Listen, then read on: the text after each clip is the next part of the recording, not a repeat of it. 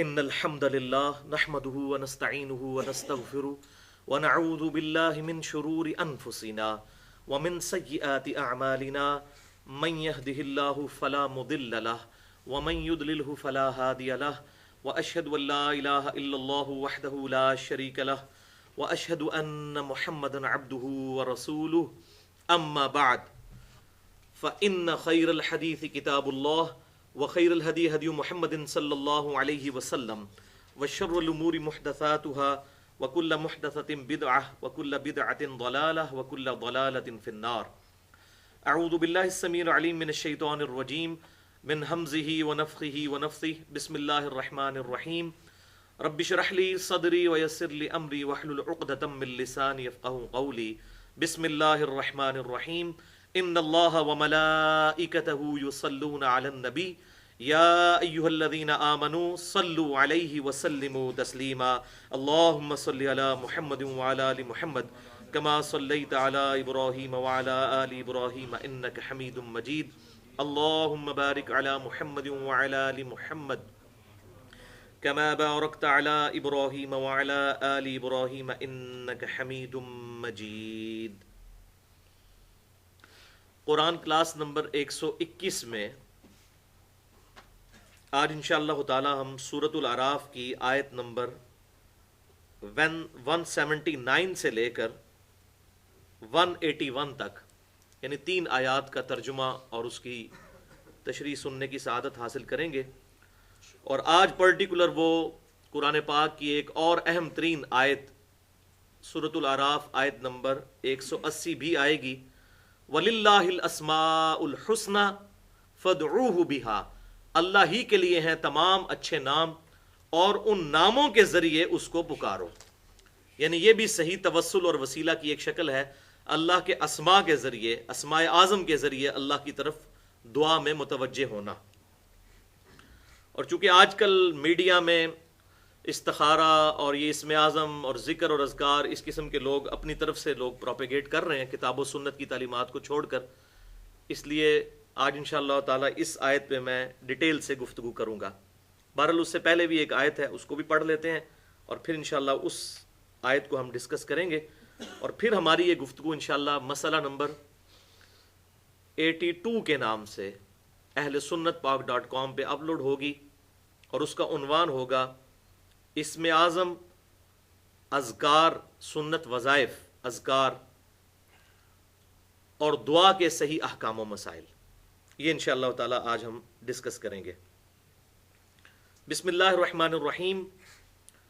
وَلَقَدْ ذَرَأْنَا لِجَهَنَّمَ كَثِيرًا مِّنَ الْجِنِّ وَالْإِنسِ. اور بے شک ہم نے کثیر تعداد میں جن اور انسان پیدا ہی جہنم کے لیے کیے ہیں.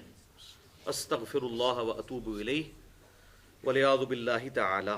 اللہم اجرنا من النار. اب یہ نہ سمجھیے گا کہ اللہ تعالیٰ نے زبردستی ان کو دوزخ تک پہنچایا ہے. یہ اللہ تعالیٰ کا ڈیوائن اوپینین ہے کہ لگتا ایسا ہی ہے کہ لوگ اللہ کی دی ہوئی دولت یعنی عقل کو، کانوں کو اور آنکھوں کو استعمال کیے بغیر اپنے آباء و اجداد کی ڈگر پر چل کر دوزخ تک پہنچ جائیں گے. یہ اوپینین ہے اللہ تعالیٰ کا. اور وجہ بھی بتا دی کہ اللہ تعالیٰ نے ان کو دوزخ میں نہیں بھیجنا بلکہ انہوں نے خود وہ راستہ اختیار کیا جو سورہ الدہر میں آتا ہے اِنَّا هَدَيْنَاهُ السَّبِيلَ إِمَّا شَاكِرًا وَإِمَّا كَفُورًا. ہم نے راہ ہدایت واضح کر دی ہے، چاہے تو اس کو اختیار کرو حق کا راستہ اور چاہے انکار کر دو.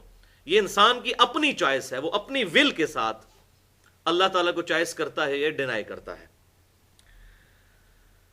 تو بے شک ہم نے کثیر جن اور انسان پیدا ہی دوزخ کے واسطے کیے ہیں. اور ان کی نشانی کیا ہے؟ لہم قلوب، ان کے دل تو ہیں، لا یفقہون بہا، لیکن وہ دل کو استعمال کر کے، عقل کو استعمال کر کے سوچتے سمجھتے نہیں ہیں. اللہ تعالیٰ نے جو یہ دولت دی تھی سوچنے اور سمجھنے کی، اس کو یوٹیلائز نہیں کرتے. اور اب یہ سائنٹیفک فیلڈ سے یہ بات ہمارے سامنے بالکل عیاں ہو کر واضح ہو چکی ہے کہ دل بھی سوچتا ہے. اس وقت دنیا میں ایک لیڈنگ سائنٹسٹ ہے فزکس کی فیلڈ میں، بہت بڑا سائنٹسٹ انگلینڈ کا، اسٹیفن ہاکنگ. اس کو یہی بیماری ہے کہ اس کے دل کے سوچنے والا معاملہ جو ہے وہ ڈسٹرب ہے، جس کی وجہ سے اس کی کیفیت فالج کی سی رہتی ہے. دماغ اس کا بہت کام کرتا ہے، بلکہ اس پچھلی 20ویں صدی میں اس سے بڑا کوئی فزکس کی فیلڈ میں آئنسٹائن کے بعد کوئی نہیں گزرا.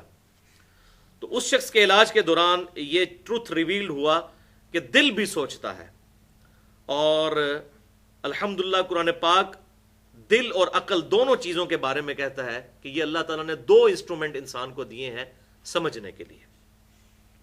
تو ایسے انسانوں کے دل تو ہیں لیکن وہ سوچتے نہیں،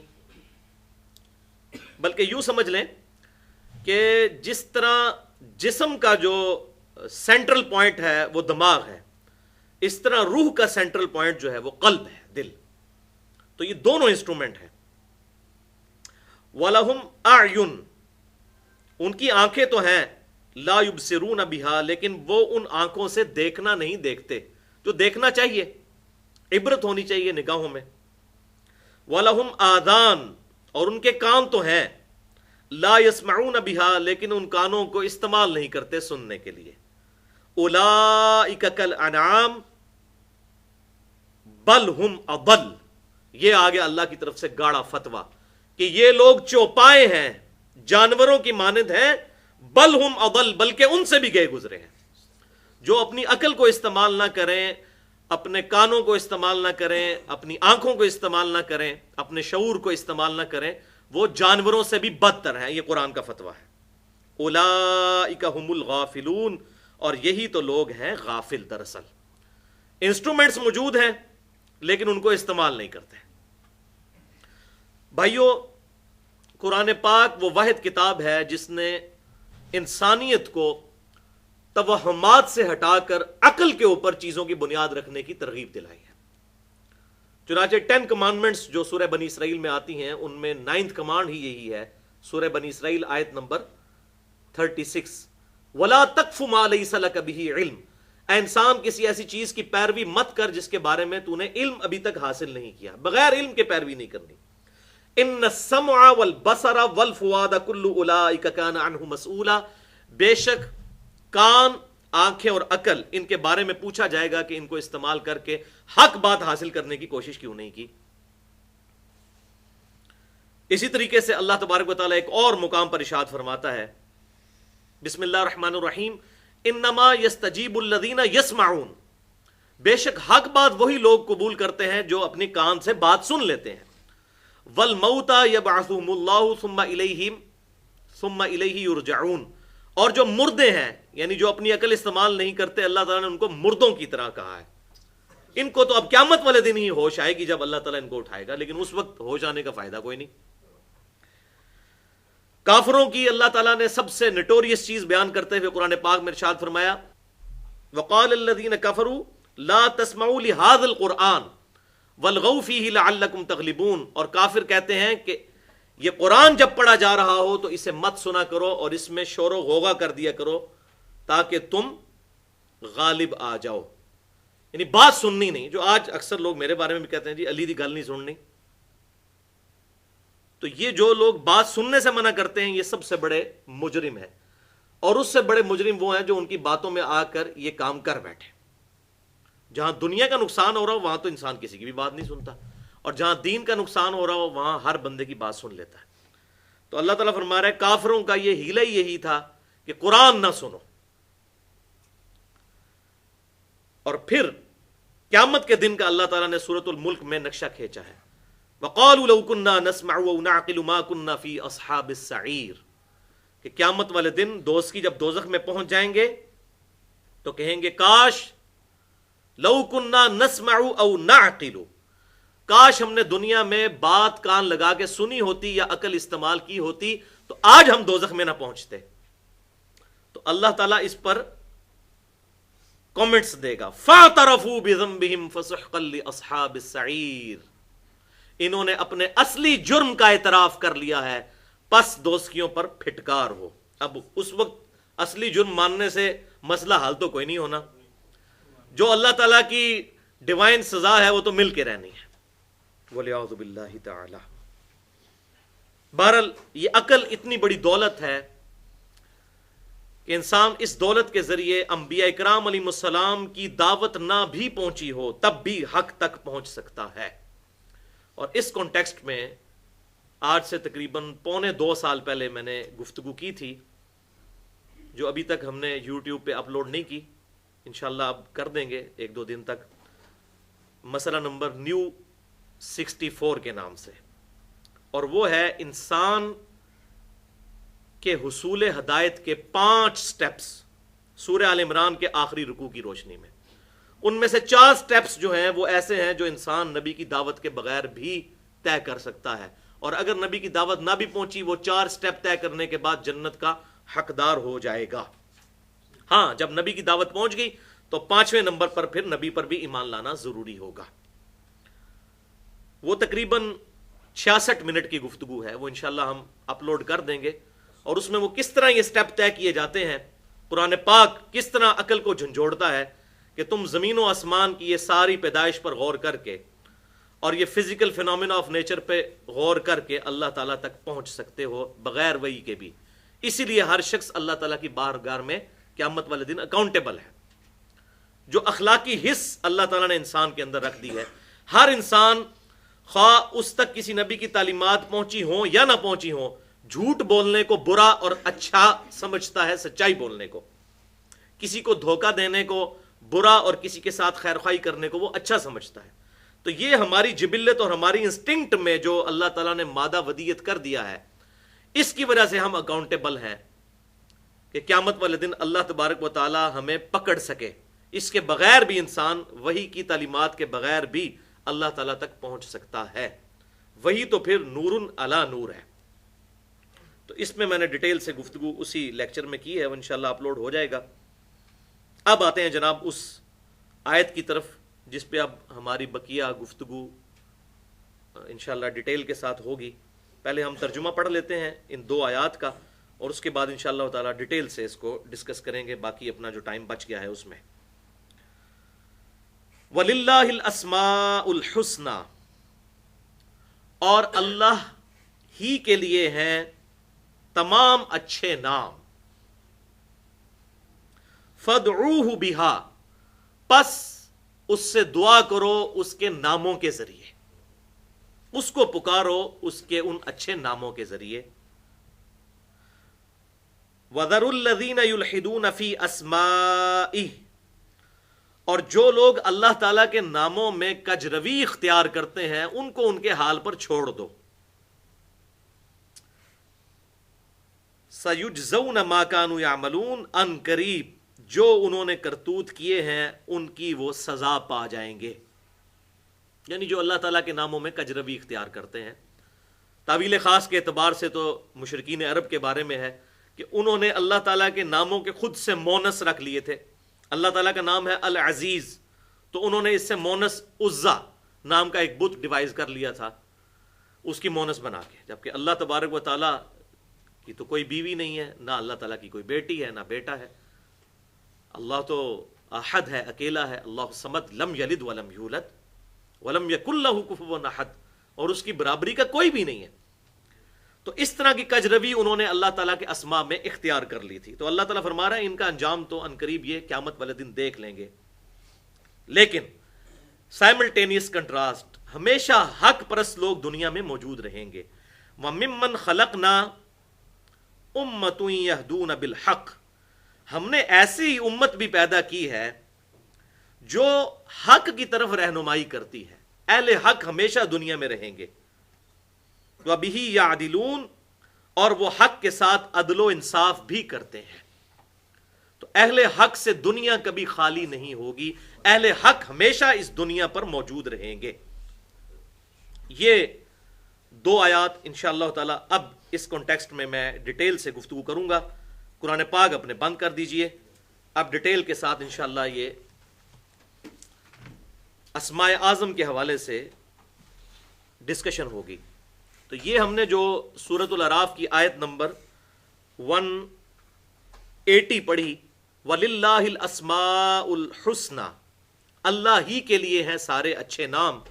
فَادْعُوهُ بِهَا، پس اسے پکارو اس کے ناموں کے ساتھ. تو یہ بھی توسل اور وسیلہ اختیار کرنے کا ایک ذریعہ ہے اللہ تعالیٰ کے اسما۔ وسیلے کی کل 6 اقسام ہیں جو کتاب و سنت سے ثابت ہیں، وہ آج محل نہیں، میں نے اس پہ پورا ڈیٹیل لیکچر دیا ہے، تقریباً 1.5 گھنٹے کی گفتگو ہے۔ وسیلہ اور توسل کے صحیح احکام و مسائل، مسئلہ نمبر 43 کے نام سے اہل سنت پاک .com پہ۔ ان 6 میں سے 5 وسیلے ایسے ہیں جو کتاب و سنت سے صحیح ثابت ہیں، اور ایک ایسا ہے جو ثابت نہیں ہے۔ اور جو 5 ثابت ہیں ان میں سے پہلا وسیلہ میں نے یہی بتایا تھا اس میں، اور یہی آیت پڑھی تھی کہ اللہ ہی کے لیے ہیں اچھے نام، اس کو اس کے ناموں کے ذریعے پکارو۔ اس کانٹیکسٹ میں صحیح بخاری اور صحیح مسلم کی ایک متفق علیہ حدیث ہے کہ آپ صلی اللہ علیہ وسلم نے ارشاد فرمایا کہ اللہ تعالیٰ کے 99 نام ہیں، 99، جو انہیں یاد کر لے گا یا حفظ کر لے گا یا پکڑ لے گا، یہ سارے معنی ہو سکتے ہیں کیونکہ عربی میں الفاظ ہیں من احصاہا دخل الجنہ، جو انہیں پکڑ لے گا وہ جنت میں داخل ہو جائے گا۔ یہ صحیح بخاری اور صحیح مسلم میں ہے، اور بخاری اور مسلم کے دوسرے طرق میں اس کے ساتھ وہ الفاظ بھی ہیں کہ اللہ تعالیٰ وطر ہے، یعنی اللہ تعالیٰ طاق ہے، یعنی اکیلا ہے، آڈ، وطر عربی میں کہتے ہیں آڈ کو، اردو میں ہم طاق کہتے ہیں۔ اللہ وطر ہے اور وطر سے محبت کرتا ہے۔ تو اس کا صحیح طرق بھی الحمدللہ صحیح بخاری اور مسلم میں ہمیں اس حدیث کے ساتھ مل گیا، لہٰذا اسی سے اجتہاداً کئی ایک باتیں لوگوں نے جو ڈیوائز کر لی ہیں، تو اس میں کوئی ایسا شرعی فتویٰ نہیں لگتا۔ مثال کے طور پر نماز جنازہ میں لوگ طاق صفیں بناتے ہیں کوشش کر کے، تو اس میں کوئی شرعی طور پر ممانعت نہیں ہے، لیکن اگلی صف مکمل نہیں ہوئی اور زبردستی طاق بنانے کی کوئی کوشش کرے گا تو پچھلوں کی نماز ہی نہیں ہوگی، تو یہ نہیں کام ہونا چاہیے۔ تو کہتے ہیں جی طاق اللہ تعالیٰ پسند کرتا ہے، اللہ تعالیٰ طاق پسند کرتا ہے، اس میں کوئی شک نہیں ہے۔ نمازوں کی فرض رکعتوں کی تعداد بھی دن رات میں 17 ہے، 2 فجر کے، 4 ظہر کے، 4 عصر، 3 مغرب، 4 عشاء، یہ بھی جو ہے وہ آڈ بنتے ہیں۔ اسی طریقے سے طواف کعبہ کے جو چکر ہیں وہ بھی 7 ہیں، لیکن جنت کے 8 دروازے ہیں۔ اللہ کے حروف 4 ہیں، الف لام لام ہا، اور محمد کے بھی حروف 4 ہیں، میم ہا میم دال۔ تو چاہے جفت ہو یا آڈ ہو، یہ دونوں ہی اللہ کے ہیں۔ اسی طریقے سے ہماری جو نمازوں کی فرض رکعتوں کی جو تعداد ہے، مغرب کو چھوڑ کے ساری ہی ایون ہے، 2 فجر کے، 4 ظہر کے، 4 عصر کے اور 4 عشاء کے۔ تو بہرحال وطر اللہ تعالیٰ کو اس حوالے سے پسند ہے کہ اللہ تعالیٰ خود بھی طاق ہے اور طاق سے محبت کرتا ہے۔ اچھا، اب جامعہ ترمذی میں انٹرنیشنل نمبرنگ کے مطابق ایک حدیث ہے 3507، جس میں 99 نام گنوائے گئے ہیں۔ سیدنا ابو ہریرہ رضی اللہ تعالیٰ عنہ سے روایت ہے، اور اسی روایت کو پکڑ کر جو ہمارے قرآن پاک پاکستان سے پرنٹ ہوتے ہیں انہوں نے وہ چھاپ دیے ہوئے نام 99۔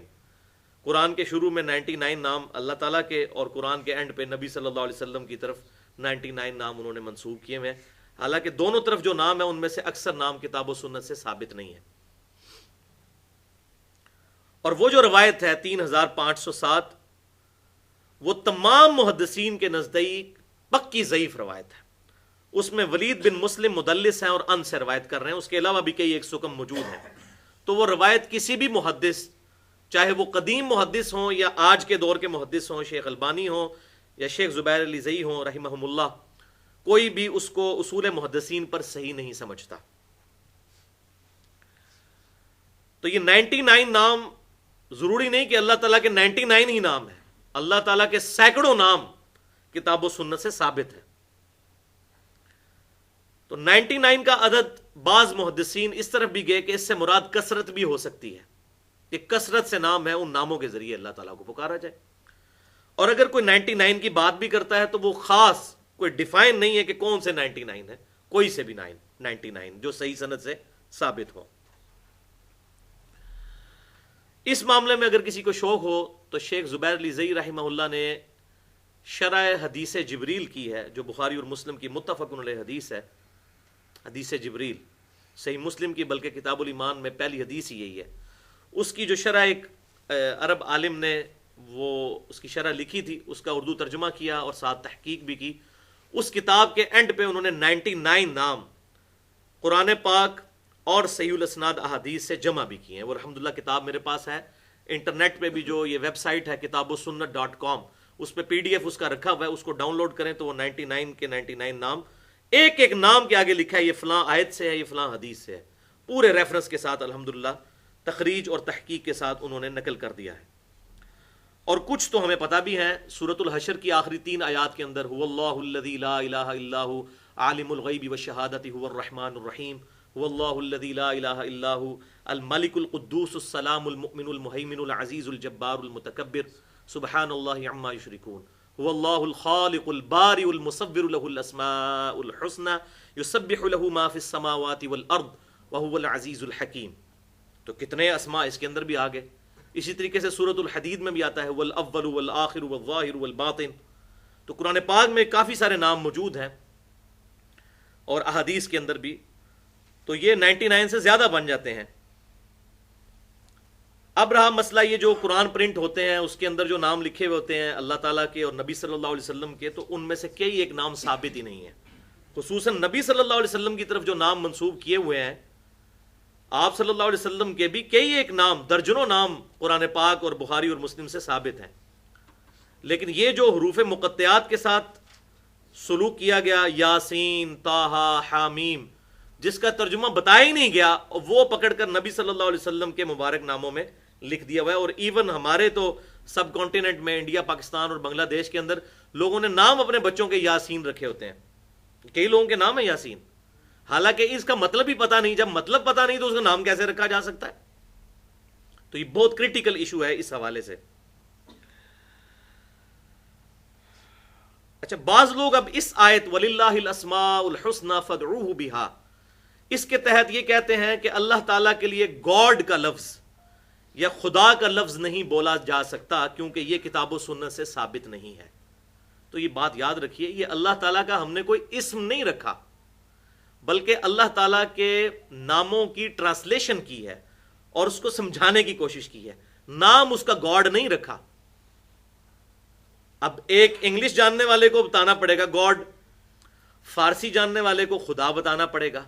لہذا اس حوالے سے میں سمجھتا ہوں کہ مولانا مودودی رحمہ اللہ نے جو ترجمہ کیا وہ سب سے بیسٹ ہے.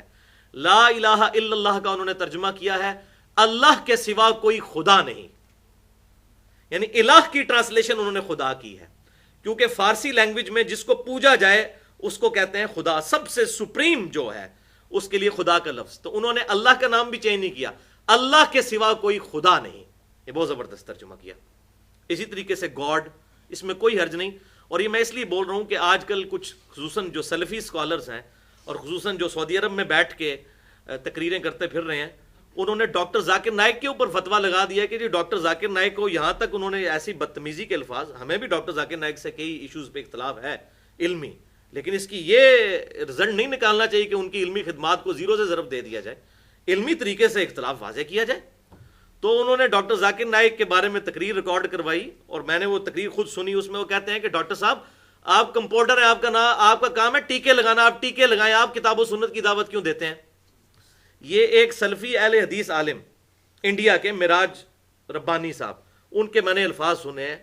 حالانکہ اس بندے کی اپنی تقریروں کو اگر میں پوسٹ مارٹم کروں تو شاید کئی ایک فتوے اس پہ بھی لگ جائیں، جتنی وہ جہالت کا ثبوت دیتے ہیں اپنی تقریروں کے اندر. اصل میں مولویوں کی روٹی پہ روزی پہ لات پڑ گئی. انہوں نے کہا اب یہ ڈاکٹرز اور انجینئرز کو میدان میں اتر آئے ہیں، یہ لوگوں کو دین سکھا رہے ہیں، تو ہمیں کون کھلائے پلائے گا دین کی بنیاد کے اوپر؟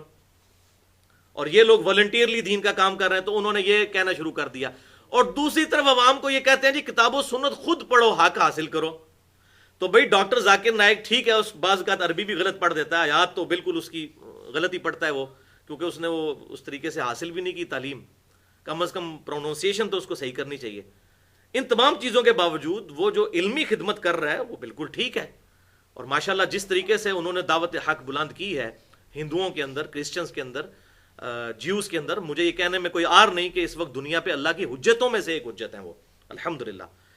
تو اس طریقے سے وہ ان کا رد کر رہے تھے. تو ان لوگوں کو، کیونکہ ڈاکٹر ذاکر نائک نے similarities between Hinduism and Islam, similarities between Christianity and Islam, اس میں یہ بات کہہ دی کہ اگر کوئی شخص اللہ تعالیٰ کے لیے وشنو کا لفظ استعمال کر لے سنسکرت زبان میں تو ہمیں کوئی اعتراض نہیں ہے. اسی کی عربی میں ٹرانسلیشن ہے رب، انگلش میں سسٹینر، اردو میں پالنے والا. تو اب رب کا ترجمہ جب ہم کرتے ہیں پالنے والا، تو ہمیں کوئی یہ اسماء و صفات کا مسئلہ بنا لے گا ہمارے ساتھ کہ ہم نے اللہ کے اسماء کو گھڑ لی ہیں. تو ڈاکٹر ذاکر نائک نے کوئی غلط بات نہیں کی ہے کہ اگر کوئی وشنو یا بھگوان یہ لفظ استعمال کر لیتا ہے اس سے ہمیں کوئی اختلاف نہیں ہے. ہاں اس کی انٹرپریٹیشن اگر کوئی غلط کرتا ہے اس سے اختلاف ہو سکتا ہے. وہ تو اللہ تعالیٰ کے جو نام قرآن میں آئے ہیں ان کی بھی کوئی غلط انٹرپریٹیشن کرتا ہے تو ہم تو اس سے بھی اختلاف کریں گے. تو الفاظ یہ ساری زبانیں، سورۃ الحجرات پڑھ کے دیکھیں، اللہ تعالیٰ فرماتا ہے ہم نے تمہیں مختلف قبائل کے اندر اور زبانوں کے اندر بانٹ دیا ہے تاکہ تم آپس میں ایک دوسرے کی پہچان رکھو. سنسکرت بھی اللہ کی زبان ہے، عربی بھی اللہ کی زبان ہے، ہیبرو عبرانی بھی اللہ کی زبان ہے، اردو بھی اللہ کی زبان ہے، انگلش بھی اللہ کی زبان ہے. قرآن عربی میں نازل ہوا، اس سے پہلے کتنی کتابیں عربی میں تو نازل نہیں ہوئی ہیں. تو اس میں کوئی جھگڑا نہیں کرنا چاہیے. لہٰذا اس معاملے میں میری جو رائے ہے وہ شیخ زبیر علی زئی رحمہ اللہ کے ساتھ ہے. انہوں نے میرے کوسچن آنسر سیشن جو ریکارڈنگ ہے 35 سوالات، اس میں انہوں نے یہ بات کلیئر کٹ کہی ہے کہ اگر کوئی اللہ کے لیے خدا یا گاڈ کا لفظ بولتا ہے تو بالکل جائز ہے، بلکہ ان کا موقف یہ تھا کہ اس پہ اجماع ہے امت کا. اور شاہ ولی اللہ دہلوی رحمہ اللہ نے جو ترجمہ کیا تھا قرآن پاک کا فارسی میں، انہوں نے اللہ کا ترجمہ خدا ہی کیا تھا، لیکن بعد میں جب لوگوں نے چھاپنا شروع کیا تو وہ اپنی طرف سے اس کو چینج کر دیا اور اس کو جہاں جہاں وہ تھا وہ اللہ لکھنا شروع کر دیا. تو اس معاملے میں مولانا مودودی رحمہ اللہ کا ترجمہ سب سے بیسٹ ہے، اللہ کے سوا کوئی خدا نہیں. ٹھیک ہے، الہ کا ترجمہ انہوں نے خدا کر دیا، معبود، اردو میں ہم معبود کہتے ہیں. تو یہ اللہ کو اسماء کے ساتھ پکارنا یہ 5 صحیح وسیلوں میں سے ایک وسیلہ بھی ہے. اچھا، اب یہاں پر ایک اور امپورٹنٹ بات ہے کہ کچھ چیزیں ایسی ہیں جو اللہ تعالیٰ کی صفات تو ہیں لیکن ان صفات کی بنیاد پر اللہ تعالیٰ کا نام نہیں رکھا جا سکتا. ریزمبلنس کے بغیر مماثلت کیے. میں اب دنیاوی طور پہ ایک بات کرتا ہوں. اب جو سونے کا کام کرتا ہے ہم اسے انگلش میں کہتے ہیں گولڈ سمتھ یا سنیارا. اب سونے کا کام کرنے والا اس کو سنیارا کہا جاتا ہے. سونے کا کام کرنا صفت ہے اور اس صفت کا اسم ہم نے کیا رکھا؟ سنیارا. اردو میں بھی پنجابی میں بھی ہم استعمال کرتے ہیں. اردو میں ہم سونار کہہ دیتے ہیں، پنجابی میں سنیارا کہہ دیتے ہیں، انگلش میں گولڈ سمتھ کہہ دیتے ہیں. اسی طریقے سے اللہ تعالیٰ کی جتنی صفات ہیں نا ان کے اگینسٹ نام نہیں رکھے جا سکتے، ان کو صفات ہی رہنے دیا جائے. اور اس کے برعکس اللہ تعالیٰ کے جتنے نام ہیں ان کے اگینسٹ صفات رکھی جا سکتی ہیں. اب مثلا اللہ تعالیٰ سورہ السجدہ میں ارشاد فرماتا ہے آیت نمبر 22 میں، بسم اللہ الرحمن الرحیم، انا من المجرمین منتقمون، بے شک ہم مجرموں سے انتقام لینے والے ہیں. اب یہ اللہ کی صفت ہو گئی انتقام لینا. اللہ کہہ رہا ہم انتقام لینے والے ہیں. اب اس سے میں نام ڈیوائز کر لوں المنتقم تو یہ غلط ہو جائے گا. کتاب و سنت کی دلیل کے بغیر اللہ کی کسی صفت سے نام نہیں ڈرائیو کیا جا سکتا. ہاں اس کے اگینسٹ اللہ تعالیٰ کا کوئی نام موجود ہے تو اس سے صفات بنائی جا سکتی ہیں.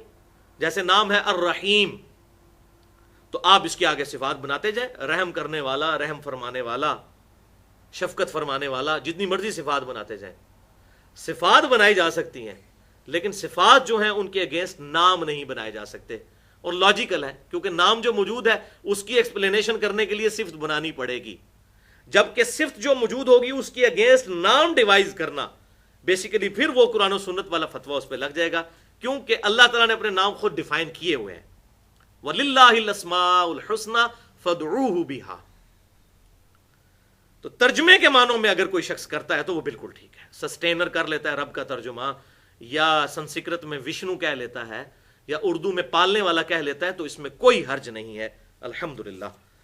جو لوگ اس پر اعتراض کرتے ہیں ہم سمجھتے ہیں کہ ان کا علمی لیول ہی اتنا نہیں ہے کہ ان سے اس معاملے میں بحث کی جائے، بس علمی طریقے سے ان کی غلطی ان پر واضح کر دی جائے.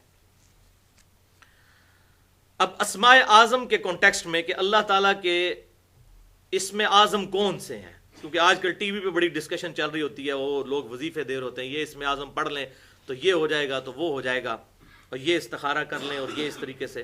حالانکہ استخارہ صحیح بخاری کتاب الدعوات چیپٹر میں موجود ہے کہ فرض نماز کے علاوہ 2 نوافل پڑھنے ہیں، اس کے بعد دعائے استخارہ کرنی ہے، دیٹس آل۔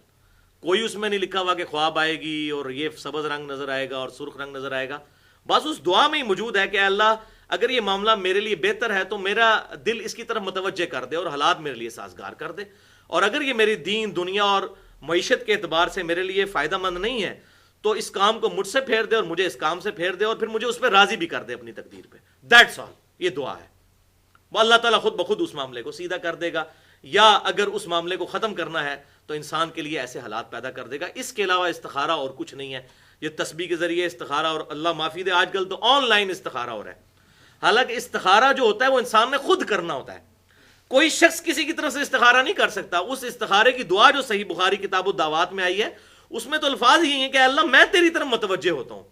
اب جس کا مسئلہ ہے بھائی بھوک مجھے لگی ہوئی ہے تو روٹی میرے کھانے سے ہی میری بھوک مٹے گی، آپ کی روٹی کھانے سے میری بھوک کیسے مٹ سکتی ہے؟ یا جو میرا درد ہے وہ آپ کیسے فیل کر سکتے ہیں؟ آن لائن استخارہ تو یہ کاروبار کا اور روزی روٹی چلانے کا ایک ذریعہ ہے جو تمام ٹی وی چینلز نے شروع کر دیا ہے اور دین کی بدنامی کر رہے ہیں، اور لوگ بھی پھر دیکھیں دھڑا دھڑ فون کالز کرتے ہیں کہ کوئی شارٹ کٹ مل جائے۔ مطلب ہم خصوصاً پاکستانی قوم کے بارے میں تو میں یہ کہوں گا بالخصوص کہ یہ ہر معاملے میں شارٹ کٹ کی تلاش میں رہتے ہیں، تو وہ اللہ تعالیٰ کے معاملے میں بھی چاہتے ہیں کوئی شارٹ کٹ ہو جائے۔ کوئی شارٹ کٹ کی ضرورت نہیں ہے۔ امام کائنات سید الاولین والآخرین شفیع المذنبین رحمت للعالمین سیدنا و مولانا امام اعظم محمد رسول اللہ صلی اللہ علیہ وآلہ وسلم نے اپنی احادیث میں امت کو اسماء اعظم تعلیم فرما دیے ہیں۔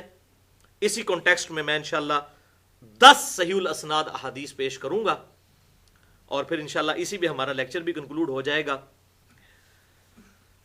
مکمل ریفرنسز میں انشاءاللہ بتا دوں گا کیونکہ یہ کریٹیکل ٹاپک ہے، اور قرآن پاک کی آیت بھی ہے تلک عشرۃ کاملہ، کہ کامل 10 روزے اللہ تعالیٰ نے، یہ آیت بھی قرآن پاک میں موجود ہے۔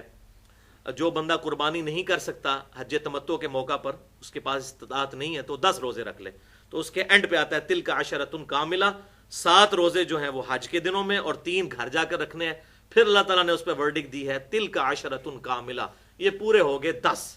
اب یہ 10 کی نسبت سے یہ 10 احادیث میں انشاءاللہ پیش کروں گا تاکہ یہ معاملہ کھل کر سامنے آ جائے کہ اللہ تعالیٰ سے دعا کی جائے تو دعا کی قبولیت کے لیے کون سے اسم اعظم ہیں جن کو ہم استعمال کر سکتے ہیں، کون سے وظائف آپ صلی اللہ علیہ وسلم نے تعلیم فرمائے ہیں، اور یہ مرشد اعظم بلکہ دی اونلی مرشد آپ صلی اللہ علیہ وسلم، اللہ تعالیٰ کی طرف سے ما ضل صاحبکم وما غوا، تمہارے نبی نہ کبھی بہکے ہیں نہ کبھی بے راہ چلے ہیں، ان کی طرف سے جو امام اعظم ہیں صلی اللہ علیہ وسلم، ان کی تعلیم فرمائی ہوئی یہ تمام چیزیں ہیں، تمام وظائف ہیں، سنت اذکار ہیں، اور آخر میں انشاءاللہ آپ کو یہ پرنٹڈ فارم میں بھی مل جائیں گے، میں ان کا تعارف بھی کروا دوں گا۔ ہمارے جو اذکار کارڈ ہماری ویب سائٹ پہ بھی رکھے ہیں، ہارڈ کاپیز بھی مل جائیں گی۔ بہرحال پہلی حدیث صحیح بخاری کی حدیث ہے، انٹرنیشنل نمبرنگ کے مطابق 4563، اور سورہ آل عمران کی آیت نمبر 173 کے کانٹیکسٹ میں یہ حدیث ہے، یعنی قرآن پاک میں بھی یہ وظیفہ موجود ہے اور صحیح بخاری میں بھی۔ ابن عباس رضی اللہ تعالی عنہما کہتے ہیں کہ اللہ کے پیغمبر سیدنا ابراہیم علیہ السلام نے جب ان کو آگ میں پھینکنے لگے تھے تو اللہ تعالیٰ کو انہی کلمات کے ساتھ پکارا تھا کہ جن کلمات کے ساتھ تمہارے نبی صلی اللہ علیہ وسلم اللہ تعالیٰ کو مشکل اور پریشانی میں پکارتے تھے، اور ہمارے نبی صلی اللہ علیہ وسلم کا مشکل اور پریشانی میں اللہ کو پکارنے کا ذکر سورہ آل عمران کی 173 نمبر آیت میں موجود ہے، اور سیدنا ابراہیم علیہ السلام کا ذکر وہ بخاری کی حدیث میں آ گیا کہ جب ان کو آگ میں پھینکنے لگے تو انہوں نے یہ وظیفہ پڑھا تھا جو آپ صلی اللہ علیہ وسلم نے بھی پڑھا، حسبنا اللہ ونعم الوکیل، ہم نے اللہ ہی پر بھروسہ کیا اور وہی بہتر کارساز ہے۔ یہ ترجمہ ذہن میں ہو، ویسے تو جتنی مرضی تسمیہ کو کھینچ لے، حسبنا اللہ ونعم الوکیل، حسبنا اللہ ونعم الوکیل، ہم نے اللہ ہی پر بھروسہ کیا اور وہی بہتر کارساز ہے۔ اور بلکہ میں تو مشورہ دیتا ہوں جن لوگوں کو بھی وظیفہ بتاتا ہوں کہ جب بھی یہ اس طرح کے وظائف کریں تو اردو بھی ساتھ پڑھا کریں، اس کا بڑا ایفیکٹ ہوتا ہے۔ آپ حسبنا اللہ ونعم الوکیل پڑھیں گے، ٹھیک ہے عربی ہے لیکن ہماری لنگوسٹک نہیں ہے، اس کا دل پہ وہ اثر نہیں ہوتا اگر عربی نہ آتی ہو تو۔ اس کے ساتھ آپ ایک دفعہ یہ بھی کہیں ہم نے اللہ ہی پر بھروسہ کیا اور وہی بہتر کارساز ہے، تو اس کا بڑا ایفیکٹ پڑتا ہے، دل جھکتا ہے اللہ تعالیٰ کی طرف، کیونکہ ہماری مدر لینگویج ہے۔ صحابہ اکرام علیہم رضوان کے اندر جو نبی صلی اللہ علیہ وسلم نے ایمان جو کوٹ کوٹ کے بھر دیا تھا، اس کی وجہ یہی تھی کہ ان کی بھی عربی زبان تھی، اور آپ صلی اللہ علیہ وسلم جب یہ تلاوت فرمایا کرتے تھے قرآن پاک تو ان پہ افیکٹ کرتا تھا. حسبنا اللہ و نعم الوکیل، اس کے ساتھ وہ شعر بنا دیا ہوا ہے، نعم المولا و نعم النصیر. وہ قرآن کی آیت تو ہے، وہ کسی اور جگہ پر جا کر آتی ہے اور وہ پکڑ کے تو پورا شعر بنا دیا، حسبنا اللہ و نعم الوکیل نعم المولا و نعم النصیر. کیونکہ تسلی نہیں نہ ہوتی ان کی آپ صلی اللہ علیہ وسلم کے وظائف کے اوپر، تو اپنی طرف سے چیزیں انجیکٹ کرتے ہیں، جیسے دعا میں بھی کر دیا. حالانکہ بخاری اور مسلم کی متفق علیہ حدیث ہے کہ آپ صلی اللہ علیہ وسلم کی اکثر دعا ہوتی تھی، اللہم ربنا آتنا فی الدنیا حسنہ وفی الآخرۃ حسنۃ وقنا عذاب النار. اے اللہ ہمیں دنیا میں بھی بھلائیاں عطا فرما اور آخرت میں بھی بھلائیاں عطا فرما، اور آخرت کی سب سے بڑی بھلائی کہ دوزخ کے عذاب سے بچا لے. اب یہ پرفیکٹ دعا ہے.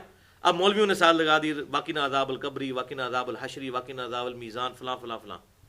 حالانکہ ان بے وقوفوں کو نہیں پتا کہ بخاری اور مسلم کی احادیث کا مفہوم یوں بنتا ہے کہ جو شخص مر گیا اس کی قیامت قائم ہو گئی، اس کی آخرت قائم ہو گئی.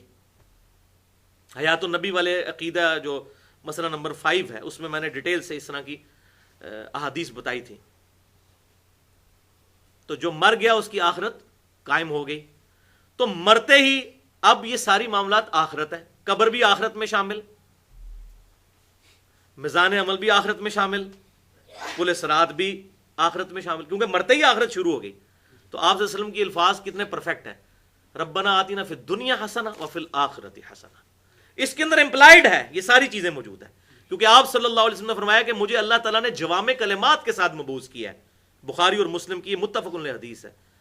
باقی انبیاء کرام کو کچھ چیزیں عطا فرمائی تھیں، لیکن اللہ تعالیٰ نے مجھے 6 ایسی خصوصیات عطا فرمائی ہیں جو پہلے کسی نبی کو نہیں دی. ان میں سے ایک یہ بھی تھی کہ بات مختصر اور مفہوم ڈیٹیل.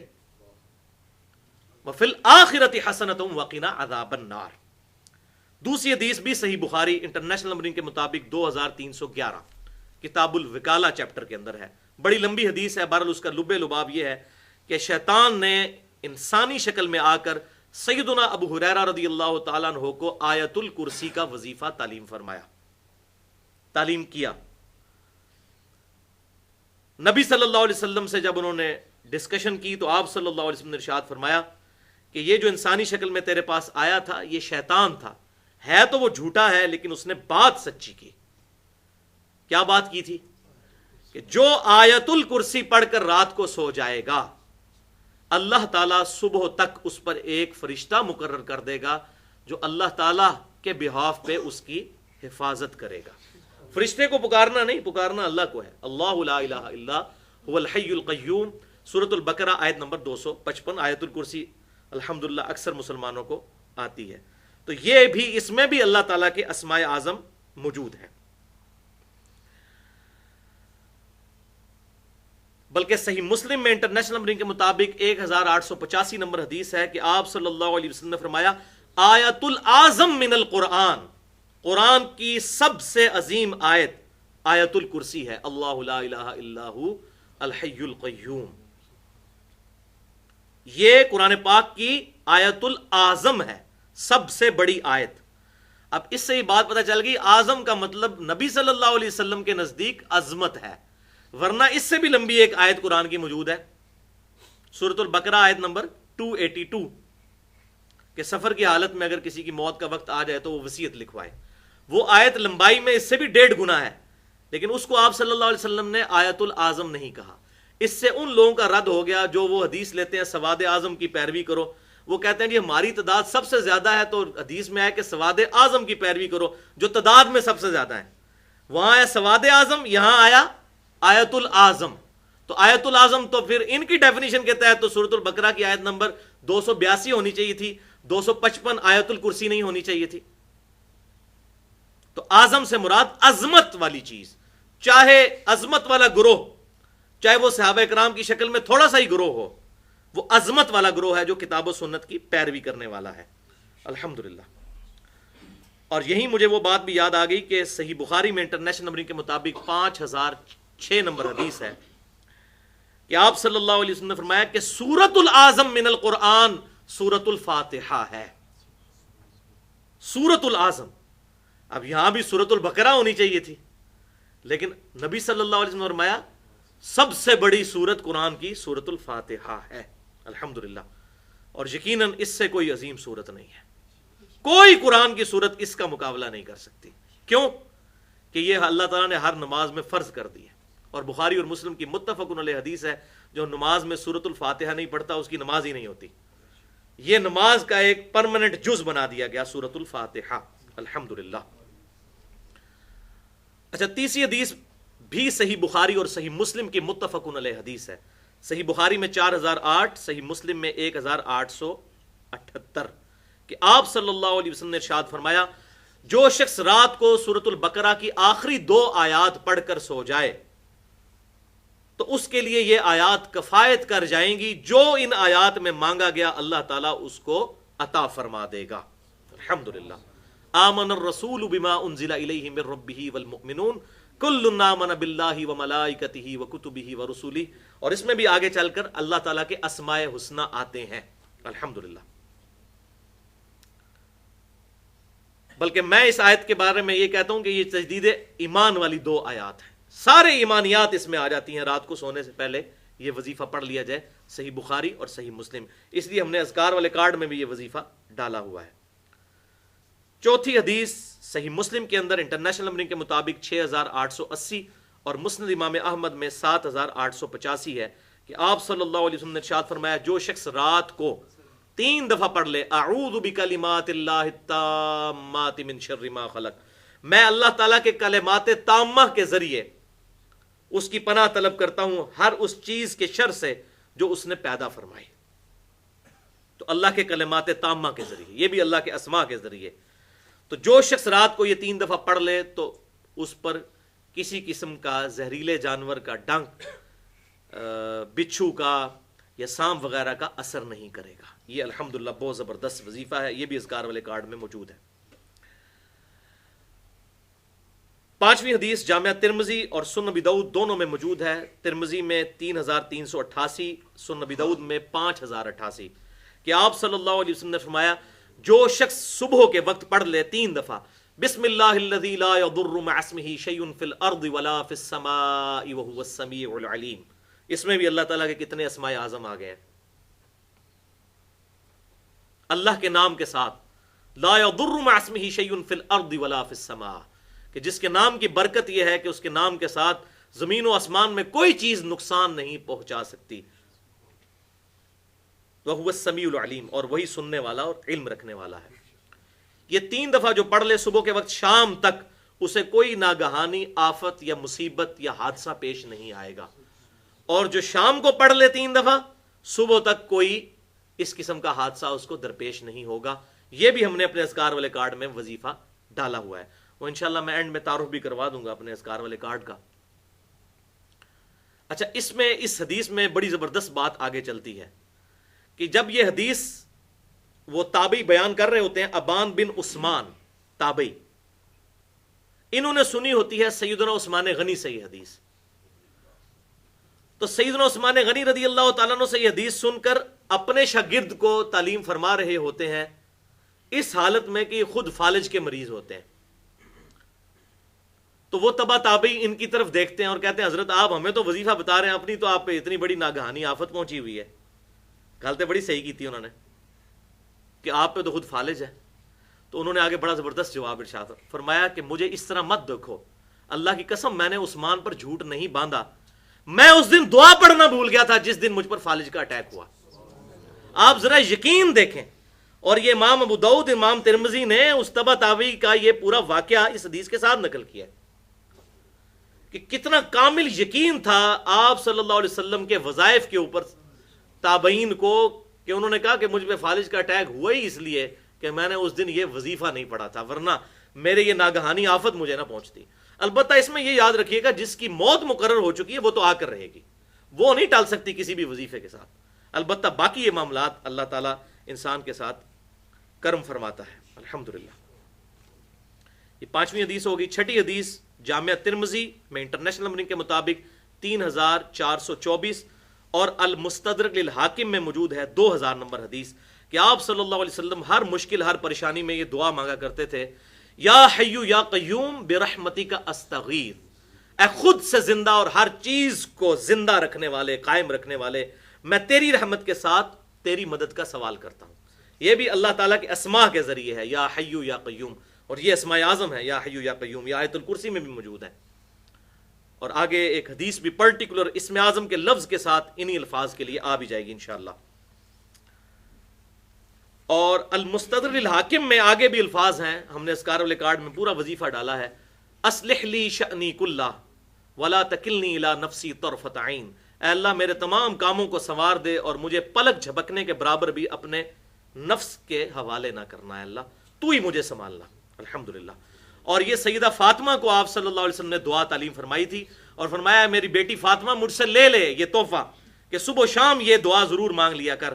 یا حیو یا قیوم برحمتک استغیث اصلح لی شأنی کلہ ولا تکلنی الی نفسی طرفۃ عین. 7ویں حدیث یہ رکت انگیز چیز ہے. جامعہ ترمذی میں انٹرنیشنل نمبر کے مطابق 3505 کہ آپ صلی اللہ علیہ وسلم فرماتے ہیں کہ یونس علیہ السلام نے مچھلی کے پیٹ میں اپنے رب کو پکارا تھا ان کلمات کے ساتھ، لا الہ الا انت سبحانک انی کنت من الظالمین. اور یہ وظیفہ قرآن میں بھی آیا ہے، سورۃ الانبیاء آیت نمبر 87 میں.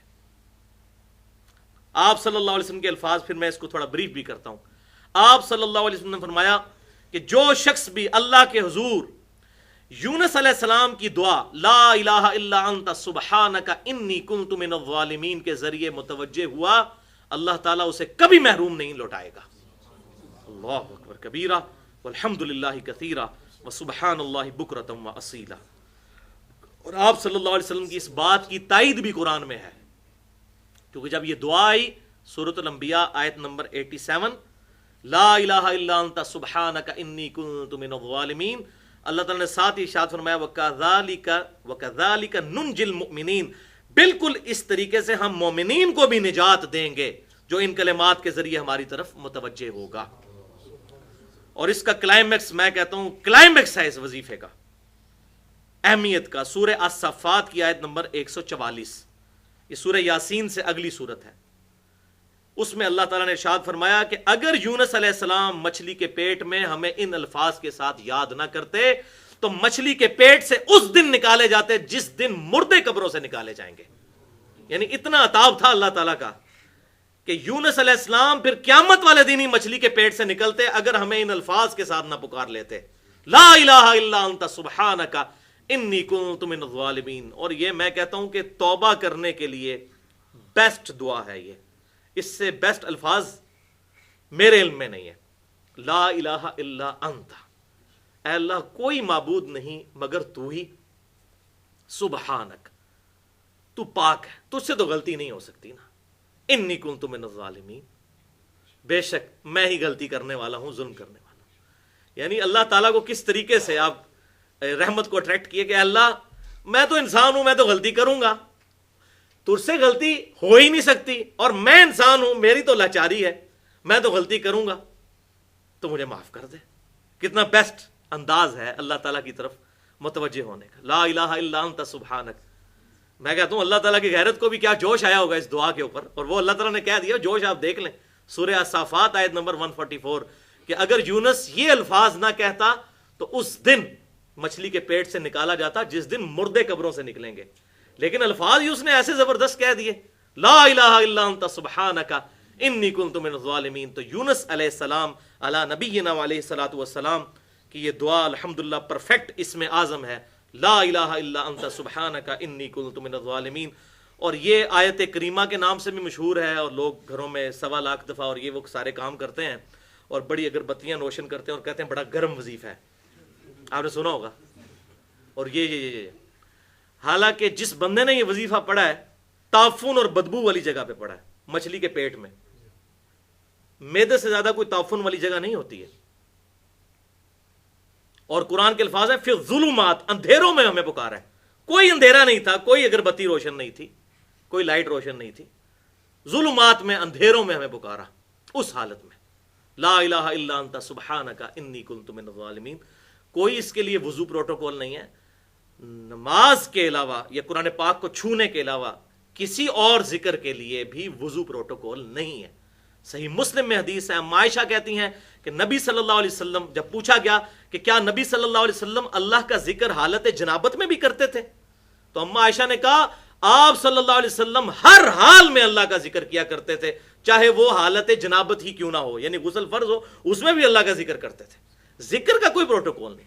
اب یہ گرچہ ہے قرآن کی آیت ہے، ہم آیت کے طور پہ اسے نہیں پڑھ رہے ہوتے، جب عام حالت میں پڑھتے ہیں کسی پہ غسل بھی فرض ہے وہ بھی پڑھ سکتا ہے، یہ دعا کے طور پر، کیونکہ حدیث میں یہ دعا کے طور پہ بھی آئی۔ اس نے قرآن پاک میں جتنی دعائیں ہیں، چاہے وہ قرآن پاک کی آیات ہیں، لیکن جب ہم ان کو عام حالت میں دعاؤں کے طور پہ مانگ رہے ہوتے ہیں، اس کے لیے وضو ایون غسل بھی نہ ہو کسی شخص کا تو کوئی مسئلہ اس کے اندر نہیں ہے۔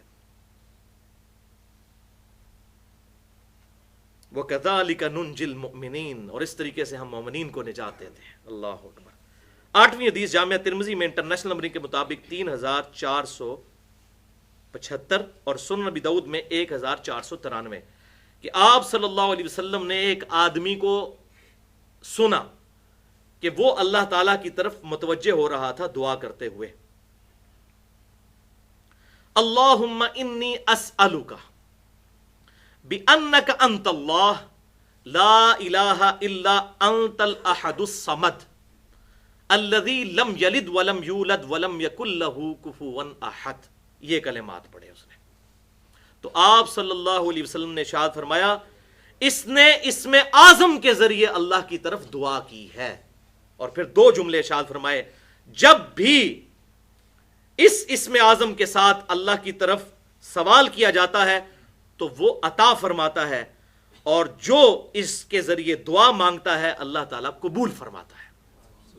سبحان اللہ۔ یہ اسم اعظم کا لفظ آپ صلی اللہ علیہ وسلم نے خود ارشاد فرمایا اس وظیفے کے لیے، اللہم انی اسألک، اے اللہ بے شک میں تجھ سے سوال کرتا ہوں، بِأَنَّكَ أَنْتَ اللَّهُ، کہ بے شک تو ہی اے اللہ، تو ہی اللہ ہے میرا رب، لا الہ الا انت الاحد الصمد، تیرے سوا کوئی معبود نہیں، تو اکیلا ہے اور بے نیاز ہے، الذی لم یلد ولم یولد، جو کہ ایسا ہے کہ جو کسی کا نہ تو باپ ہے نہ بیٹا، نہ اس نے کسی کو جنا نہ وہ کسی سے جنا گیا، ولم یکن لہ کفوا احد، اور یہ بہت بڑی بات ہے کہ اس کی ٹکر کا کوئی نہیں ہے، کوئی ایک بھی ایسا نہیں جو اس کی برابری کا ہو، ولم یکن لہ کفوا احد۔ 9ویں حدیث جامعہ ترمذی میں انٹرنیشنل نمبرنگ کے مطابق 3478، سنن نبی داؤد 1496، سنن ابن ماجہ 3855، آپ صلی اللہ علیہ وسلم نے ارشاد فرمایا اللہ تعالیٰ کا اسم اعظم قرآن کی ان 2 آیتوں میں موجود ہے، لیکن آپ نے اسپیسیفائی نہیں کیا کہ وہ کون سا ہے، ان 2 آیتوں میں موجود ہے، وہ کون سا ہے؟ سورۃ البقرہ کی آیت نمبر 163 آپ صلی اللہ علیہ وسلم نے تلاوت فرمائی، وَإِلَٰهُكُمْ إِلَٰهٌ وَاحِدٌ لا الہ الا هو الرحمن الرحیم، فرمایا اس کے اندر بھی اسم اعظم موجود ہے، وہ سارے اللہ تعالیٰ کے اسماء ہی ہیں، الرحمن الرحیم، بسم اللہ الرحمن الرحیم اس میں بھی آتے ہیں۔ اور دوسری آیت آپ صلی اللہ علیہ وسلم نے سورہ آل عمران کی شروع کی آیت پڑھی، الف لام میم اللہ لا الہ الا هو الحی القیوم، وہی آیت الکرسی کا پہلا حصہ جس میں میں نے کہا تھا نا کہ یا حی یا قیوم یہ اسماء اعظم ہیں اللہ تعالیٰ کے، تو یہاں آپ صلی اللہ علیہ وسلم نے فرمایا کہ ان دونوں آیات کے اندر اللہ تعالیٰ کے اسماء اعظم موجود ہیں، اسم اعظم موجود ہے۔ اور 10ویں اور آخری حدیث جامعہ ترمذی میں انٹرنیشنل نمبرنگ کے مطابق 3575 اور سنن نبی داؤد میں 5082 نمبر حدیث ہے کہ آپ صلی اللہ علیہ وسلم نے ارشاد فرمایا کہ معوذات صبح اور شام 3 دفعہ پڑھا کرو، جو یہ پڑھ لے گا اس کے لیے یہ معوذات ہر شے سے کافی ہو جائیں گے۔ معوذات 3 پناہ دینے والی چیزیں، یہ تعوذ لفظ بھی استعمال کیا جاتا ہے، اعوذ باللہ من الشیطان الرجیم، میں پناہ مانگتا ہوں اللہ تعالیٰ کی شیطان مردود سے، تو 3 پناہ دینے والی صورتیں صبح و شام 3 دفعہ تلاوت کر لیا کرو، 3 دفعہ صبح 3 دفعہ شام، یہ ہمارے اذکار والے کارڈ میں بھی ہیں، یہ ہر شے سے تمہیں کفایت کر جائے گی، اور یہ پناہ دیں گی اللہ کی پناہ، جنوں کے اگینسٹ، جادو کے اگینسٹ، ہر چیزوں کے اگینسٹ یہ پناہ دیں گی۔ اور ان میں وہ 2 صورتیں بھی ہیں جو بخاری اور مسلم کی متفق علیہ حدیث ہے، جب آپ صلی اللہ علیہ وسلم پر جادو ہوا اس موقع پر اللہ تعالیٰ نے تعلیم فرمائی، اور اس کے بعد نہ آپ صلی اللہ علیہ وسلم پہ کبھی جادو ہوا، نہ کبھی کسی صحابی پہ ہوا۔ جب یہ وظیفہ نازل ہو گیا، وہ تو ایک اللہ تعالیٰ نے ذریعہ بنایا شان نزول کا، اس کے بعد کسی کے ساتھ ایسا معاملہ نہیں ہوا، یہ تعلیم کے لیے تھا۔ اور وہ آخری 3 صورتیں ہیں معوذات۔ پہلی سورہ اخلاص، قل هو اللہ احد اللہ الصمد لم یلد ولم یولد ولم یکن لہ کفوا احد۔ دوسری قل اعوذ برب الفلق، اور تیسری قل اعوذ برب الناس۔ یہ 3 صورتیں ہیں، 3 دفعہ صبح، 3 دفعہ شام۔ بلکہ صحیح بخاری میں انٹرنیشنل نمبرنگ کے مطابق 5017 نمبر حدیث ہے کہ آپ صلی اللہ علیہ وآلہ وسلم رات کو سونے سے پہلے یہ آخری 3 صورتیں 3 دفعہ پڑھ کر اپنی مبارک ہتھیلیوں پر پھونک کر اپنے پورے جسم پر یوں دم بھی فرمایا کرتے تھے۔ یہ صحیح دم ہے، سنت دم۔ 5017 نمبر حدیث صحیح بخاری کی۔ حتیٰ کہ اما عائشہ کہتی ہیں جب آپ صلی اللہ علیہ وسلم بیمار ہو گئے اور ہاتھ اپنے ہلا نہیں سکتے تھے بیماری کی شدت کی وجہ سے، تو میں آپ صلی اللہ علیہ وسلم پر یہ پڑھ کر، اور بڑے الفاظ زبردست ہے کہ آپ کے ہاتھوں پر پڑھ کر پھونکتی تھی اور آپ کے ہاتھوں کو آپ کے جسم پہ ملتی تھی، اپنے ہاتھوں کو نہیں، آپ صلی اللہ علیہ وسلم کے مبارک ہاتھوں کو۔ ظاہر ہے ان ہاتھوں کا، ان مبارک ہاتھوں کا تو کوئی مقابلہ نہیں ہو سکتا نا۔ تو یہ صبح و شام کے اذکار میں بھی موجود ہے، بلکہ صحیح مسلم میں انٹرنیشنل نمبرنگ کے مطابق 1886 نمبر حدیث ہے کہ آپ صلی اللہ علیہ وسلم نے فرمایا کہ تم میں کسی میں یہ قدرت ہے کہ وہ رات کے حصے میں 1/3 قرآن پڑھ لے؟ صحابہ نے کہا یا رسول اللہ کس میں اتنی قدرت ہوگی کہ 1/3 قرآن، 1/3 آف قرآن پڑھ لے؟ تو فرمایا سورہ اخلاص پڑھ لو، 1/3 قرآن کے برابر ہے۔ صحیح مسلم میں تو اسی سے وہ چیز بنی کہ 3 دفعہ سورہ اخلاص پڑھ لی جائے تو قرآن پاک کا ثواب ہے، تو ثواب ضرور ہے لیکن پورا قرآن پڑھنے کی طرح نہیں ہوگا، ثواب ضرور مل جائے گا، کیونکہ نیکیاں قیامت والے دن تولی جائیں گی، گنی نہیں جائیں گی۔ اسی طریقے سے بخاری اور مسلم کی متفق علیہ حدیث ہے، ایک صحابی کے بارے میں آتا ہے کہ وہ ہر نماز میں سورہ اخلاص تلاوت کیا کرتے تھے، تو آپ صلی اللہ علیہ وسلم کو شکایت لگائے گی کہ یہ کرتے ہیں ایسے، تو آپ صلی اللہ علیہ وسلم نے ان کو بلا کر پوچھا تو انہوں نے کہا یا رسول اللہ صلی اللہ علیہ وسلم مجھے اس سورہ سے بڑی محبت ہے اور ہر مسلمان کو محبت ہونی چاہیے، تو میں یہ کہتا ہوں کہ 2 صورتیں ایسی ہیں کہ جن سے ہر مسلمان کو ایک دلی لگاؤ اعلیٰ درجے کا ہونا چاہیے، پورے قرآن کے ساتھ ہی 2 صورتیں، ایک سورۃ الفاتحہ جس کا میں نے بتایا کہ جس کے مقابلے کی کسی اور سورت کی فضیلت نہیں اور ہر نماز کی ہر رکعت میں ہے، اور دوسری یہ سورہ اخلاص جس کے بارے میں آپ صلی اللہ علیہ وسلم کے بخاری اور مسلم میں الفاظ ہیں، جب شکایت کی گئی تو آپ نے فرمایا کہ اس شخص کو سورۃ الاخلاص کی محبت جنت میں داخل کر دے گی۔ الحمدللہ، تو یہ محبت سورۃ الاخلاص کے ساتھ ہر موحد کو ہونی چاہیے۔ یہ تو توحید کی پرفیکٹ ڈیفینیشن اس کے اندر ہے، قل هو اللہ احد اللہ الصمد لم یلد ولم یولد ولم یکن لہ کفوا احد۔ اس تعریف پہ کائنات کی کوئی ہستی پوری نہیں اترتی، یہ پرفیکٹ ڈیفینیشن ہے توحید کی الحمدللہ۔ اگر کوئی سوال کر بیٹھے کہ توحید کی پرفیکٹ ڈیفینیشن قرآن میں کہاں ہے تو وہ سورہ اخلاص ہے، اور سورہ اخلاص کی ایکسپلینیشن کہاں ہے؟ قرآن میں ہی ہے، آیت الکرسی۔ آیت الکرسی میں سورہ اخلاص کی ایکسپلینیشن ہے، اور وہ بھی آپ صلی اللہ علیہ وسلم نے کئی موقعوں پر وظیفہ تعلیم فرمایا، فرض نماز کے بعد بھی فرمایا۔ صحیح حدیث ہے، ہمارے اذکار والے کارڈ میں موجود ہے، سنن نسائی الکبریٰ کے اندر یہ حدیث صحیح سند کے ساتھ موجود ہے، انٹرنیشنل نمبرنگ کے مطابق 9928 کہ آپ صلی اللہ علیہ وسلم نے ارشاد فرمایا جو شخص فرض نماز کے فوراً بعد آیت الکرسی پڑھ لے گا وہ مرتے ہی جنت میں داخل ہو جائے گا انشاءاللہ۔ یہ تو بھائی ہم نے 10 سنت اذکار ڈسکس کر لیے، بلکہ 10 سے زیادہ آگے ان 10 احادیث کے اندر۔ اس کے علاوہ بھی بہت وظائف موجود ہیں، مثلا صحیح بخاری اور صحیح مسلم میں ایک اور وظیفہ ہے، لا الہ الا اللہ وحدہ لا شریک لہ لہ الملک ولہ الحمد وہو علی کل شیء قدیر، یہ وظیفہ ہے۔ اسی طریقے سے صحیح بخاری اور صحیح مسلم میں ایک اور وظیفہ ہے، سبحان اللہ والحمد للہ ولا الہ الا اللہ واللہ اکبر، اور بخاری میں آگے بھی الفاظ ہیں ولا حول ولا قوۃ الا باللہ العلی العظیم، یہ تہجد کے وقت آپ صلی اللہ علیہ وسلم پڑھتے تھے، العلی العظیم بھی ساتھ موجود ہے۔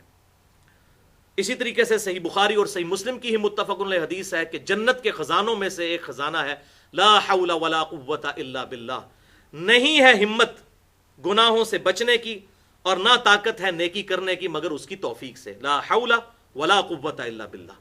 اس سے بیسٹ کیا دعا ہو سکتی ہے؟ جنت کے خزانوں میں سے ایک خزانہ ہے، یہ بھی اس میں اعظم ہے۔ اس کے علاوہ کئی ایک چیزیں موجود ہیں، اب یہ میں آخر میں وہ اذکار کارڈ کا تعارف کروا دیتا ہوں۔ یہ ہمارا ایک گرین کارڈ ہے جس کو میں کہتا ہوں کہ ہم گرین کارڈ بھی دیتے ہیں اور بلو کارڈ بھی دیتے ہیں. یہ ہے آخرت کا گرین کارڈ اور بلو کارڈ. یہ گرین کارڈ جو ہے یہ فرض نماز کے بعد سنت اذکار ہیں. اس میں مرشد کامل امام الانبیاء صلی اللہ علیہ وسلم کی صحیح احادیث سے، اور ساتھ لکھا ہے تمام احادیث کے نمبرز علماء حرمین اور بیروت کی انٹرنیشنل نمبرنگ کے مطابق ہیں. اور الحمدللہ ان دونوں اذکار کارڈ کی پروف ریڈنگ شیخ زبیر علی زئی رحمہ اللہ نے خود کی تھی احادیث کے صحت کے اعتبار سے. اور یہ الحمدللہ علا وجہ بصیرت دارالسلام والوں کا جو اذکار والا کارڈ ہے اس سے بھی بیسٹ ہے. اس میں بھی ضعیف روایتیں ہیں لیکن الحمدللہ اس میں کوئی ضعیف روایت میں نے شامل نہیں کی. تو یہ الحمدللہ ہماری ویب سائٹ اہل سنت پاک.com پر سنت اذکار والا جو پورشن ہے اس میں اس کی PDF فائل رکھی ہوئی ہے. اب میں نے کچھ بھائیوں سے ریکویسٹ کی ہے کہ اس کا اینڈرائڈ بھی بنا دیں تاکہ ہمارے جو ٹچ سکرین موبائل ہیں اس پہ آسانی سے یہ چل بھی سکے. ویسے بھی یہ اس کا اوریجنل PDF ہم نے رکھا ہے. اوریجنل PDF جو کورل ڈرا کی فائل سے بنا ہے وہ بڑا زبردست، اس کو جتنے مرضی بڑا کر لیں پکسل اس کے ٹوٹتے نہیں ہیں. تو اس میں فرض نماز کے بعد کے سنت اذکار گرین کارڈ میں موجود ہے. یہ ہر بندے کو لیکچر کے اینڈ پہ ہم دے بھی دیتے ہیں. اور دوسرا ہے یہ بلو کارڈ، اس میں صبح و شام کے اذکار موجود ہیں. آپ صلی اللہ علیہ وسلم صبح کے وقت کون کون سے اذکار کرتے تھے، کون سی دعائیں آپ صلی اللہ علیہ وسلم پڑھا کرتے تھے، پورے اسناد کے ساتھ ان کے فضائل اور ساری چیزیں اس میں ڈیٹیل سے موجود ہیں. اور ان کارڈز کی خصوصیت یہ ہے کہ ان دونوں کارڈز میں میں نے شروع کے پیجز کے اوپر اس کے جو پہلا حصہ ہے اس پہ ذکر کی فضیلت بھی قرآن پاک سے نقل کی ہے. یعنی فرض نماز کا جو کے بعد ہم اذکار کرتے ہیں اس کا ثبوت قرآن سے دیا ہے، اور صبح و شام کے جو اذکار کرتے ہیں اس کا ثبوت قرآن سے دیا ہے، اور احادیث سے بھی الحمدللہ اس کا ثبوت دیا ہے اور اس کی فضیلت بھی بتائی ہے تاکہ ایک شخص جو ہے اس کی طرف مائل ہو. مثلا ایک حدیث بخاری اور مسلم کی متفق علیہ حدیث ہے کہ اللہ کا ذکر کرنے والا زندہ کی مثل ہے اور اللہ کا ذکر نہ کرنے والا مردہ کی مثل ہے. یہ میں نے حدیث میں لکھی. اور ایک بڑی وجد امیز حدیث ہے سنن ابن ماجہ میں 3792 کہ آپ صلی اللہ علیہ وسلم نے ارشاد فرمایا کہ اللہ تعالیٰ ارشاد فرماتا ہے، حدیث قدسی ہے. اور یہ بغیر سند کے امام بخاری بھی اپنی کتاب صحیح بخاری میں لے کر آئے ہیں. پوری سند ابن ماجہ میں 3792 ہے کہ جب کوئی شخص میرا ذکر کرتا ہے اور اس کے ہونٹ ہل رہے ہوتے ہیں اس وقت میں اپنے بندے کے ساتھ ہوتا ہوں. اس سے یہ بات پتہ چلی کہ ہونٹ ہلا کر ذکر کرنا یہ افضل ہے. یہ ادھر بعض تصوف کے لوگ کہتے ہیں دل میں ذکر کریں تو وہ افضل ہے. نہیں، دل میں ذکر خود بخود ہوگا، زبان اور ہونٹ بھی ہلنے چاہیے، ہر عضو عمل بالجوارح ہونا چاہیے. اسی لیے تو نماز دل میں نہیں بھائی. اسلام کے جتنے اذکار ہیں وہ سارے ہے ہی زبان کے ساتھ ہیں. جتنے اذکار ہیں زبان سے. تکبیر اگر آپ دل میں کہیں تو جانور ذبح نہیں ہوگا، حرام ہو جائے گا. تکبیر بھی آپ کو کہنی ہوگی زبان کے ساتھ. اسی طریقے سے جتنے اذکار ہیں نماز پڑھنی یہ اپنے کانوں تک پہنچنا ضروری ہے. تو یہ اذکار کارڈ. اور ایک ہم نے یہ پبلک لیول پہ ریسرچ پیپر نمبر 7 جس میں 10 کمانڈمنٹس اور ہمارا منہج لکھا ہے، اس کے اینڈ پہ بھی یہ 5 جو کریٹیکل وظیفے تھے یہ میں نے اس میں لکھ دیے. اور اس کی ہیڈنگ بنائی تھی اٹریکٹیو جادو ٹونا، وبائی امراض اور قدرتی حادثات سے بچاؤ کے لیے صحیح سنت وظائف، تاکہ لوگ بجائے وہ اپنے اپنے بزرگوں اور سلسلوں کے جعلی وظیفے پڑھنے کے ان وظیفوں کو پڑھیں. یہ 5 اس میں سے کریٹیکل اذکار جو ہیں وہ میں نے الحمدللہ اس میں لکھے. یہ بھی ریسرچ پیپر نمبر 7 جو ہے اہل سنت پاک.com سے جو ہے ڈاؤن لوڈ کر سکتے ہیں. بل اس کو علیحدہ سے کرنے کی ضرورت نہیں. یہ سارے ذکر جو ہیں یہ اس بلو کارڈ جو صبح و شام کا اذکار کارڈ ہے اس کے اندر یہ سارے ذکر موجود ہیں. اور الحمدللہ اس کی ساری کی کمپوزنگ میں نے خود کی. اور اس عربی میں جو یہاں پر جو ہماری تاج کمپنی والی جو عربی ہے محمدی بولڈ فانٹ اس میں یہ ساری عربی لکھی ہوئی ہے تاکہ پڑھنے میں آسانی ہو. اب آخر میں برکت کے لیے ایک حدیث بتا دوں. یہ تمام اذکار کارڈ پہ بھی میں نے حدیث لکھی ہوئی ہے. جامعہ ترمذی میں انٹرنیشنل نمبرنگ کے مطابق 593 نمبر حدیث ہے کہ آپ صلی اللہ علیہ وسلم نے ایک شخص کو دیکھا کہ اس نے نماز پڑھی، اس کے بعد اللہ کا ذکر اور درود پڑھے بغیر دعا کرنی شروع کر دی. تو آپ صلی اللہ علیہ وسلم نے اس پہ کمنٹس دیے کہ اس نے دعا کرنے میں جلدی کی. پھر اسے بلایا اور پیار اور محبت سے سمجھایا کہ جب بھی دعا کرو پہلے اللہ کا ذکر کرو جیسا کہ اس کی شان کے لائق ہے. اور وہی وَلِلَّهِ الْأَسْمَاءُ الْحُسْنَى فَادْعُوهُ بِهَا، وہ اسماء آپ نے سن لیے. یہ اللہ کا ذکر کرو، اس کے بعد مجھ پر درود پڑھو اور پھر اللہ سے دعا مانگو. اتنے میں صحابہ کہتے ہیں ایک اور شخص آیا، اس نے نماز پڑھی، اس نے اللہ تعالیٰ کی حمد بیان کی، پھر نبی صلی اللہ علیہ وآلہ وسلم پر درود شریف پڑھا اور پھر دعا کرنی شروع کی. تو آپ صلی اللہ علیہ وسلم نے ارشاد فرمایا سل تعطا سل تعطا، مانگ تجھے دیا جائے گا، مانگ تجھے دیا جائے گا. یعنی آپ صلی اللہ علیہ وسلم نے مہر لگا دی کہ ذکر اور درود شریف پڑھ کر جو اللہ کی طرف متوجہ ہوتا ہے اس کا اللہ تعالیٰ اس کی دعا کو قبول کرتا ہے. یہ کیٹلسٹ کا کام کرتا ہے اللہ کا ذکر اور درود شریف. تو اور اس میں درود کا بھی آپ یاد کر لیں کہ صحیح بخاری اور مسلم کی متفق علیہ حدیث ہے. ہم نے اذکار کارڈ پہ بھی ڈال دی. بخاری میں 4797، مسلم میں 908، کہ جب یہ آیت نازل ہوئی سورۃ الاحزاب آیت نمبر 56 آیت درود، ان اللہ و ملائکتہ یصلون علی النبی، تو صحابہ اکرام کہتے ہیں ہم نے آپ صلی اللہ علیہ وسلم سے عرض کیا کہ اے اللہ کے رسول صلی اللہ علیہ وسلم، آپ نے ہمیں سلام تو تعلیم فرما دیا کہ ہم نماز میں پڑھتے ہیں السلام علیکہ ایھا النبی ورحمۃ اللہ وبرکاتہ، ہمیں درود تعلیم فرمائے. تو پھر آپ نے درود ابراہیمی تعلیم فرمایا جو اہل سنت اور اہل تشیع کے درمیان کامن ہے، پوری امت کا اجماع ہے.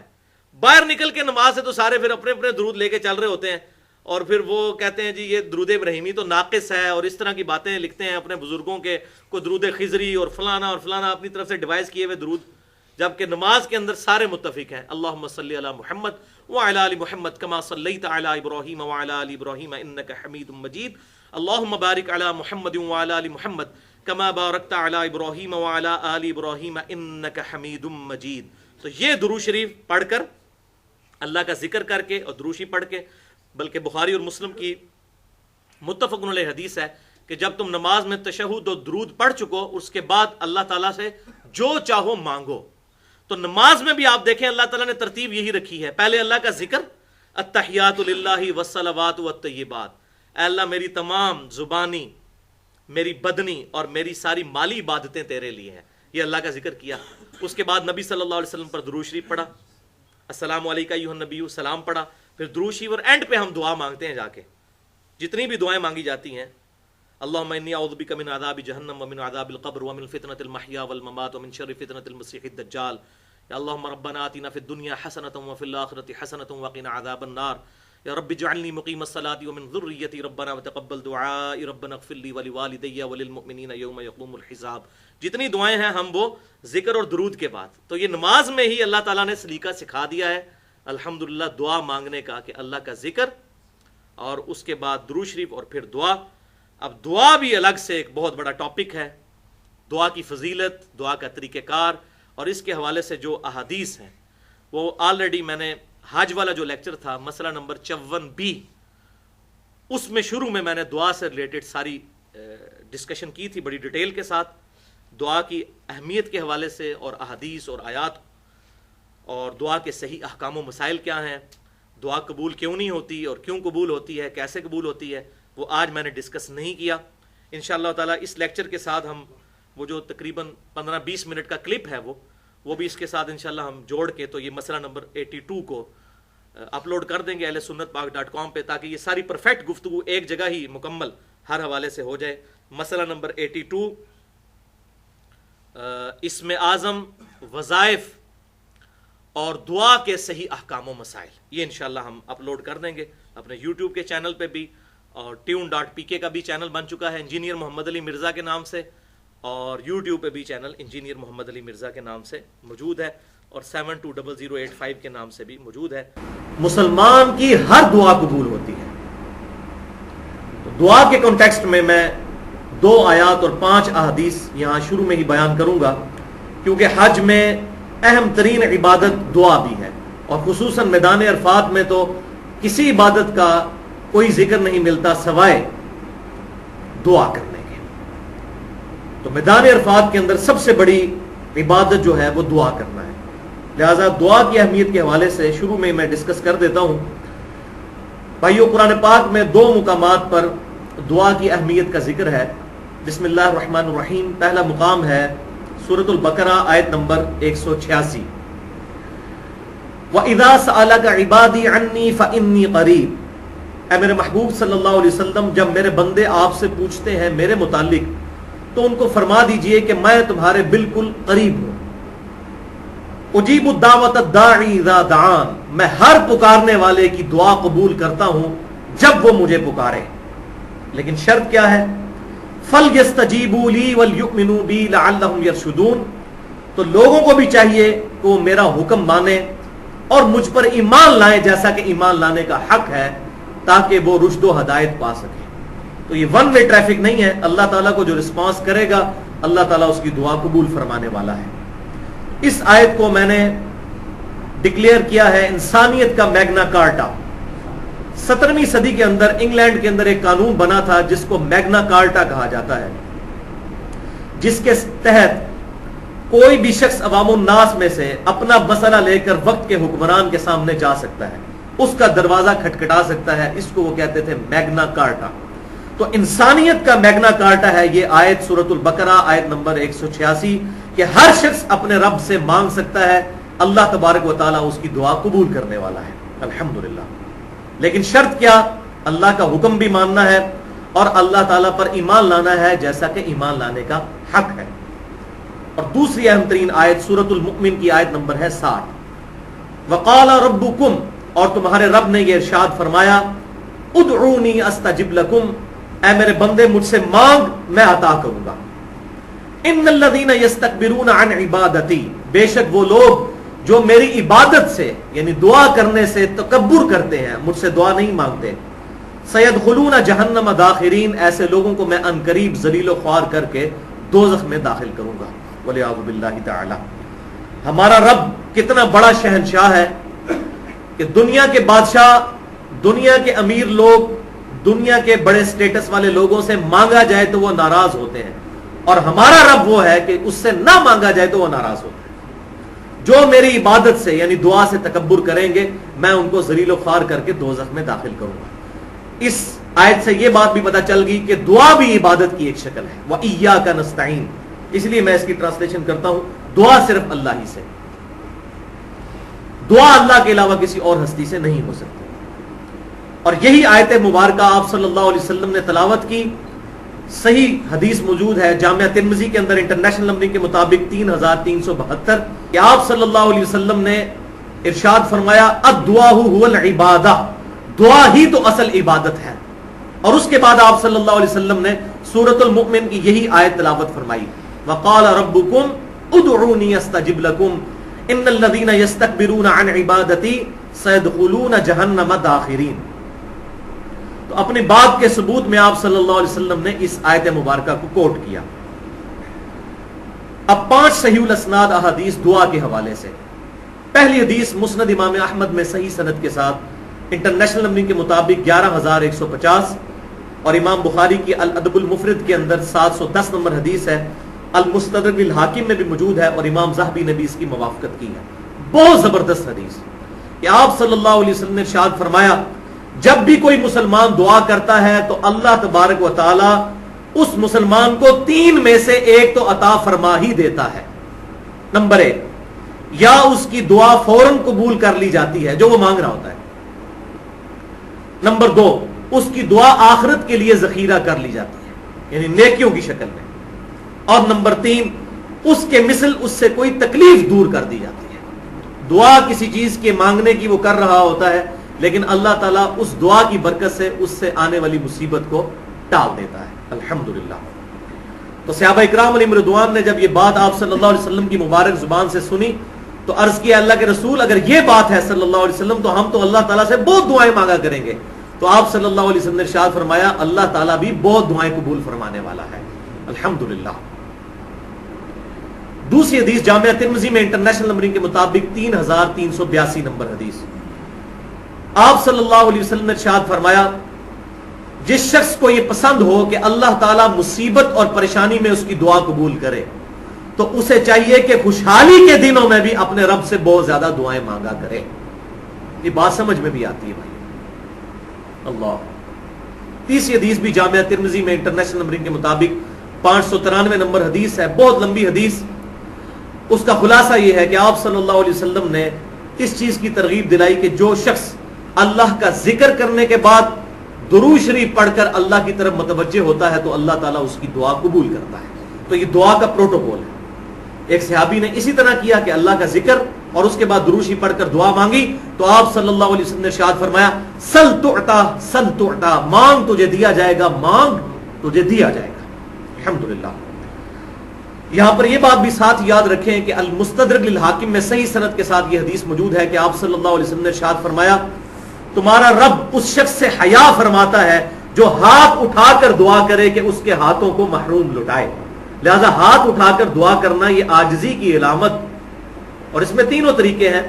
کندھے کے برابر بھی کر سکتے ہیں، چہرے کے برابر بھی، یا اتنا اونچا کر سکتے ہیں کہ بغلوں کی سفیدی نظر آئے، جیسا کہ احرام کی حالت میں آپ صلی اللہ علیہ وسلم سے دعا کرنا اس حالت میں ثابت ہے۔ بخاری اور مسلم میں یہ تینوں طریقے موجود ہیں، اور وہ حدیث بھی صحیح ہے، الادب المفرد کے اندر امام بخاری لے کر آئے ہیں کہ سیدنا ابن عمر رضی اللہ تعالیٰ عنہ اور سیدنا ابن زبیر رضی اللہ تعالیٰ عنہما دعا مانگنے کے بعد اپنے چہرے پر ہاتھ پھیرا کرتے تھے، لہٰذا یہ دو صحابہ سے ثابت ہے، لہٰذا یہ حدیث موقوف سنت ٹھہری۔ اور ویسے بھی مسلمانوں کا عملی تواتر اور اجماع بھی اس بات پر ہے کہ چہرے پر ہاتھ پھیرے جائیں دعا کے اینڈ پہ۔ اس بات میں اصل میں بعض علماء عرب نے جو اس کو بدعت قرار دیا ان کا میں علمی محاسبہ کر رہا ہوں، اس میں نے ڈیٹیل کے ساتھ مسئلہ نمبر 75B کے اندر بدعت کے اوپر ڈیٹیل سے ڈسکشن کی ہے۔ اور چوتھی حدیث صحیح بخاری اور صحیح مسلم کے متفقون علیہ حدیث ہے کہ آپ صلی اللہ علیہ وسلم کی اکثر دعا یہی ہوا کرتی تھی، اللہم ربنا آتنا فی الدنیا حسنہ وفی الآخرۃ حسنۃ وقنا عذاب النار، اے اللہ، اے ہمارے رب، ہمیں اس دنیا میں بھی بھلائیاں عطا فرما اور آخرت میں بھی بھلائیاں عطا فرما، اور آخرت کی سب سے بڑی بھلائی کیا؟ وقنا عذاب النار، ہمیں دوزخ کے عذاب سے بچا دے۔ سب سے بڑی کامیابی تو یہ ہے، اور الحمدللہ یہی دعا سورۃ البقرہ میں آیت نمبر 201 کے اندر حج کے کانٹیکسٹ میں آئی ہے، حج کے کانٹیکسٹ میں، کہ اللہ کے ایمان والے بندے ان الفاظ میں دعا کرتے ہیں، ربنا آتنا فی الدنیا حسنہ وفی الآخرۃ حسنۃ وقنا عذاب النار۔ اور اسی کانٹیکسٹ میں سنن نبی داؤد میں انٹرنیشنل نمبر کے مطابق 1892 نمبر حدیث ہے کہ آپ صلی اللہ علیہ وسلم طواف کعبہ کے دوران رکن یمانی سے لے کر حجر اسود تک یہی دعا پڑھا کرتے تھے، ربنا آتنا فی الدنیا حسنہ وفی الآخرۃ حسنۃ وقنا عذاب النار۔ آگے جو الفاظ ایڈ کر دیے یہ تمام الفاظ مولویوں کی فیبریکیشن ہے، قرآن و سنت میں کسی ضعیف سند سے بھی وہ وادخلنا الجنۃ مع الابرار یا عزیز یا غفار، یہ اپنی طرف سے لوگوں نے ایڈ کی ہوئی بات ہے، والعیاذ باللہ تعالی۔ اتنی دعا قرآن میں اندر آئی ہے، ربنا آتنا فی الدنیا حسنہ وفی الآخرۃ حسنۃ وقنا عذاب النار، یا بخاری اور مسلم میں ساتھ ہے اللہم ربنا، بس اس سے زیادہ نہیں۔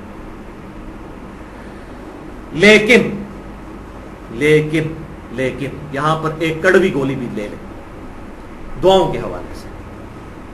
صحیح مسلم میں انٹرنیشنل نمبر کے مطابق 2346 نمبر حدیث ہے، اور یہ 5ویں حدیث دعا کے کانٹیکسٹ میں۔ میں تو بالکل ننگی بات کرنے والا انسان ہوں، لہٰذا یہ حدیث میں نے یہاں پر ضروری سمجھی کہ بیان کی جائے۔ صحیح مسلم 2346 کہ آپ صلی اللہ علیہ وسلم نے ارشاد فرمایا کہ ایک شخص دور دراز کا سفر کر کے آتا ہے، پراندہ بال، بکھری ہوئی اس کی حالت، کپڑے اس کے میلے، یعنی اس کی حالت ایسی ہے کہ عام انسان کو بھی اس پہ ترس آ جائے، اور پھر وہ ہاتھ لمبے کر کر دعا کرتا ہے، یا رب یا رب یا رب، لیکن وہ اس حال میں دعا کرتا ہے کہ اس کا کھانا حرام ہے، اس کا پینا حرام ہے، اس کا لباس حرام ہے، اور حرام کی غذا کے ساتھ وہ پرورش چڑھا ہے، اللہ ایسے کی دعا کیسے قبول کرے؟ رزق حلال از دا لٹمس ٹیسٹ آف ایمان۔ اگر رزق حلال نہیں ہے تو ایمان نہیں ہے، تو دعائیں کہاں سے قبول ہونی ہیں؟ تو رزق حلال کے بغیر دعا قبول ہونے والی نہیں۔ اگر کوئی قدرتی طور پر چیز مل گئی تو بھائیوں وہ تو ہندوؤں کو بھی، کرسچنز کو بھی، جیوز کو بھی، بدھسٹ کو بھی دنیا میں تو اللہ تعالیٰ دے ہی رہا ہے، تو کیا ان کی دعائیں قبول ہو رہی ہیں؟ نہیں۔ دعا کی قبولیت کے لیے بنیادی شرط رزق حلال ہے۔ اس پہ میں نے ایکسکلوسیو گفتگو کی ہے 1.5 گھنٹے کی، مسئلہ نمبر 51 کے نام سے اہل سنت پاک.com پر، رزق حرام، فتنہ مال، دنیا پرستی کا انجام اور اس کا علاج، اس میں نے ڈیٹیل کے ساتھ رزق حلال کے حوالے سے ڈسکشن کی ہے۔ اللہ تعالیٰ سے دعا ہے جو حق بات میں نے کہی اللہ تعالیٰ ہمارے دلوں میں راسخ فرمائے، اور میرے منہ سے اگر جذبات میں کوئی غلط بات نکل گئی تو اللہ تعالیٰ ہمارے دلوں سے محو کر دے، ہمیں کتاب و سنت کی تعلیمات پر عمل کر کے دوسرے بھائیوں تک پہنچانے کی توفیق عطا فرمائے۔ سبحانک اللہم و بحمدک، اشہد ان لا الہ الا انت، استغفرک و اتوب الیک، وما علینا الا البلاغ المبین۔